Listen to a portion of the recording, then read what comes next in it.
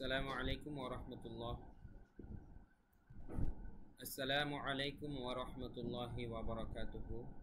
প্রিয় শিক্ষার্থীবৃন্দ, এখান থেকে নিয়ে পরবর্তী কয়েকটি লাইনে আমরা রয়ের সাধারণ কিছু নিয়ম দেখব। উল্লেখ্য, রয়ের মোটা বা চিকন অর্থাৎ পুর বা বারিক করার অনেকগুলো নিয়ম রয়েছে। তো এই 2-3 লাইনের মধ্যে সবগুলো নিয়মের প্রয়োগ হয়তো আপনারা পাবেন না, কিন্তু কিছু কমন নিয়মের প্রয়োগ পাবেন। আমরা আপাতত কমন নিয়মটা আপনাদেরকে বলে দিচ্ছি, যেটা খুব সহজেই মনে থাকবে আপনাদের, এবং পরবর্তীতে বিস্তারিত আকারে আমরা একটি স্লাইডের মাধ্যমে রয়ের যতগুলো নিয়ম আছে পুর অথবা বারিক করার, মোটা অথবা চিকন করার, সবগুলো নিয়ম আমরা আপনাদেরকে একত্র করে একসাথে উদাহরণ সহ দেখাবো ইনশাআল্লাহ। তো আপাতত আপনারা জাস্ট এটা মনে রাখবেন, রয়ের উপরে যদি জবর থাকে বা পেশ থাকে আমরা মোটা করে পড়ব। ঠিক মনে আছে আমরা যে লামের পুর বারিক পড়েছিলাম, নিয়মটা অনেকটা ওই রকম। রয়ের উপরে যদি জবর অথবা পেশ থাকে মোটা করে পড়বো, রটা র র এভাবে। আর যদি রয়ের নিচে জের থাকে একটু চিকন করে বলবো এভাবে, রি রি। বাংলা রয়ের মতো হবে তখন, র রয়ের শিকার রি, ঠিক আছে। আর রয়ের উপরে জবর থাকলে বাংলা রয়ের মতো হবে না, র এরকম হবে না, হবে র র র, একটু মোটা, ঠিক আছে। র র র র, পার্থক্য বুঝেছেন?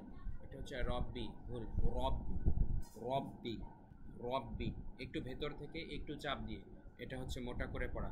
আশা করি রয়ের মোটা এবং রয়ের চিকন বলতে কি এটা এখন বুঝতে পেরেছেন। চিকন র বলতে বাংলা রয়ের মতো, আর মোটা র বলতে আরবি রয়ের মতো, একটু ভেতর থেকে হবে, চাপ দিয়ে হবে, একটু মোটা করে র র এভাবে, ঠিক আছে। র এরকম না, র র র, পার্থক্যটা ক্লিয়ার করলাম।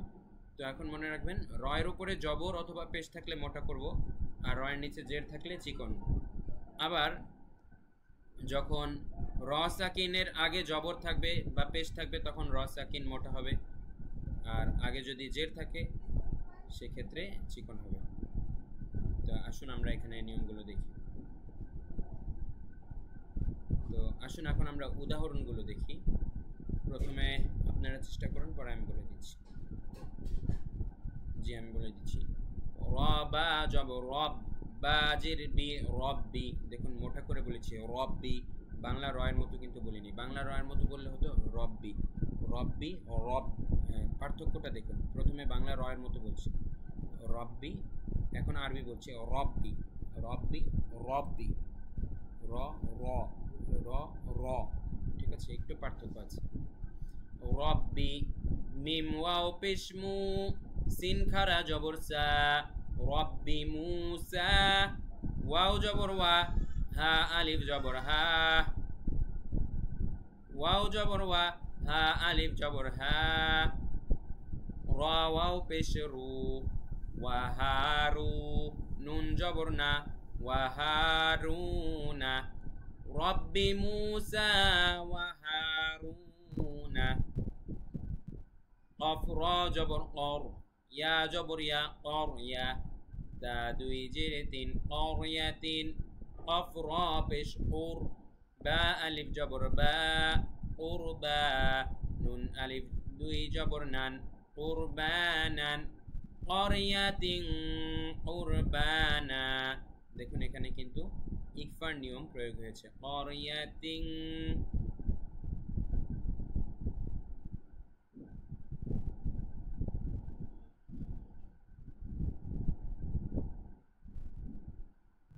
ভুলে গেলাম, ইজহারের হরফ 6টা না?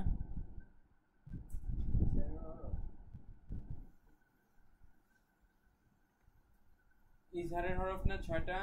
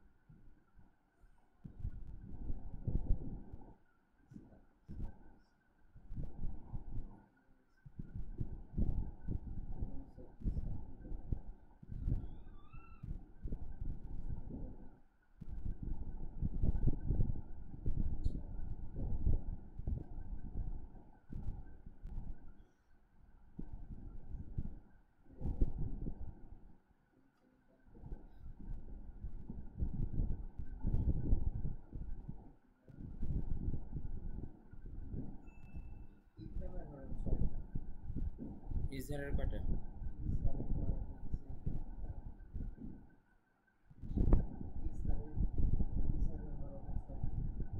সেটা হামজা হা আইন হা গাইন খা এগুলা। আচ্ছা, তাহলে একটু ভুল বলছি, আবার বলতে হবে। একটু আগের সবকিছু কাট হবে, এখান থেকে আবার সবকিছু বলতে মানে এই শব্দটা, এই যে অরিয়াতিন, এখান থেকে এখন আবার শুরু করছি। প্রিয় শিক্ষার্থীবৃন্দ, আপনারা এই শব্দটা প্রথমে নিজে নিজে চেষ্টা করুন, পরে আমি বলে দিচ্ছি। হ্যাঁ, আমি বলে দিচ্ছি। কফ র জবর, কফ র জবর কর, ইয়া জবর ইয়া, কর ইয়া, তা দুই জের তিন, কর ইয়া তিন। আচ্ছা, আবারও বলছি। হ্যাঁ, আমি বলে দিচ্ছি। কফ র জবর কর, ইয়া জবর ইয়া, কর ইয়া, তা দুই জের তিন, কর ইয়া তিন। দেখুন এখানে কিন্তু ইজহারের নিয়ম প্রয়োগ হয়েছে, করিয়াতিন, যেহেতু কফ একটা ইজহারের হরফ, তাই এখানে কোনো গুণ হবে না। করিয়াতিন, কফ র পেশ ওর, ঠিক আছে, র কিন্তু আমরা মোটা করে পড়ছি এগুলা সব। কফ র পেশ ওর, করিয়াতিন ওর। বা আলিফ জবর বা, নুন আলিফ দুই জবর নান, বানান, কুরবানান, করিয়াতিন কুরবানান, করিয়াতিন কুরবানান। এবার দেখুন আমরা চিকন র এর উদাহরণ পাবো, বাংলা র, রসিকার রি, এরকম। র জাজের রিজ, র জাজের রিজ। কফ আলিফ দুই জবর অন, রিজ অন। কিন্তু পরের লাইনে কিন্তু দেখুন পরের লাইনে তাসদিদ থাকার কারণে কিন্তু আমরা রিজ অন বলতে পারবো না। বানানটা আবার আমাদের এইভাবে করতে হবে। র জাজের রিজ, কফ লাম দুই জবর অল, রিজ অল, লাম জবর লা, কাফ মিম পেশ কুম, লাকুম, রিজ অল লাকুম। মিম র জের মির, এখানেও দেখুন চিকন র, এখানেও চিকন র ছিল,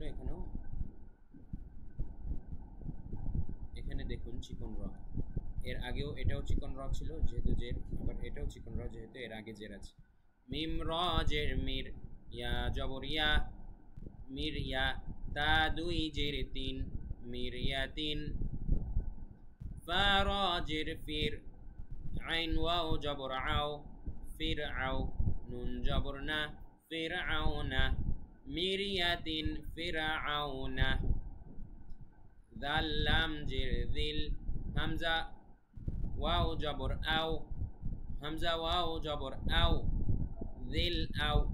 তা আলিফ জবর তা, দাল জের দি, আও তাদি, দিল আও তাদি। পুরোটা একবারে যদি তিলাওয়াতের মতো করে পড়ি। মিরিয়াতিন ফিরআউনা দিল আওতাদ। তো আশা করি আপনারা নিয়মটা বুঝতে পেরেছেন। রয়ের নিয়ম কিন্তু এখানেই শেষ হলো। জেনারেল কিছু নিয়ম আবারও বলছি, রয়ের আরও অনেক নিয়ম আছে, সেগুলো আমরা স্লাইডের মাধ্যমে পরে বিস্তারিত উদাহরণ সহ সব দেখাবো ইনশাআল্লাহ। তবে আপাতত যেই জেনারেল নিয়মটা আপনারা মনে রাখবেন সেটা হচ্ছে র সাকিনের আগে যদি জের থাকে তখনও চিকন হবে, আবার যদি রয়ের নিচে জের থাকে তখনও চিকন হবে, আর এছাড়া সবসময় মোটা হবে। এতটুকু সিম্পল নিয়মটা। হ্যাঁ,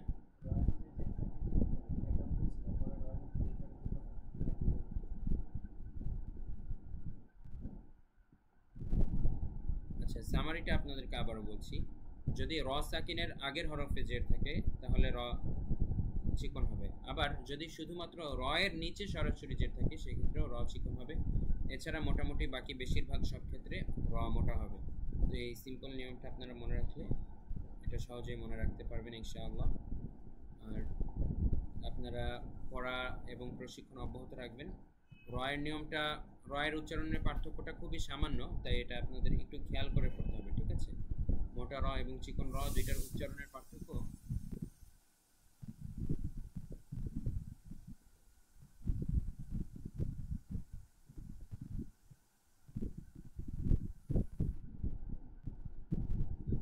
মোটা র এবং চিকন র দুইটার উচ্চারণের পার্থক্যটা কিন্তু খুবই সামান্য, তাই এটা আপনাদের একটু খেয়াল রেখে পড়তে হবে।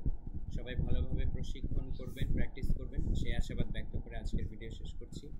ওয়া মা তাওফীকি ইল্লা বিল্লাহ। আসসালামু আলাইকুম ওয়া রাহমাতুল্লাহ।